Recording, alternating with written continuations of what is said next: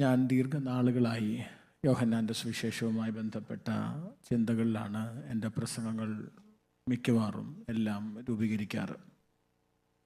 യോഹന്നാൻ്റെ സുവിശേഷത്തിലെ ക്രിസ്തു എന്നതാണ് എൻ്റെ ഏറ്റവും അധികം ഞാൻ പ്രസംഗിച്ച പ്രസംഗത്തിൻ്റെ പ്രമേയം. യേശുക്രിസ്തുവിനെക്കുറിച്ച് എത്ര പറഞ്ഞാലും മതിയാകയില്ല. രാമേൻ ഞാൻ പ്രതീക്ഷിച്ചു. സ്തോത്രം. യേശുവിനെക്കുറിച്ച് എത്ര പാടിയാലും മതിയാകില്ല. യേശു മാത്രമാണ് മതിയായവൻ.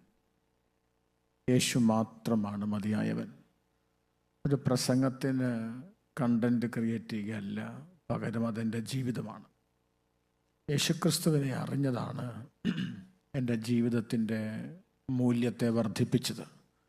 യേശുക്രിസ്തുവിനെ അറിഞ്ഞതാണ് സമൂഹത്തിൽ എനിക്ക് വിലയുണ്ടാക്കി തന്നത്. യേശു എൻ്റെ ജീവിതത്തിൽ വന്നതാണ് എനിക്ക് ലഭ്യമായ ഏറ്റവും വലിയ അനുഗ്രഹം. ഇത് വിശ്വസിക്കുന്നവരുണ്ടെങ്കിൽ ആ വലത് കരം സ്വർഗത്തിലേക്ക് ഉയർത്തി, എൻ്റെ കർത്താവേ, അങ്ങ് എൻ്റെ ജീവിതത്തിൽ വന്നതിനേക്കാൾ മറ്റൊന്നും എനിക്ക് പറയാനില്ല.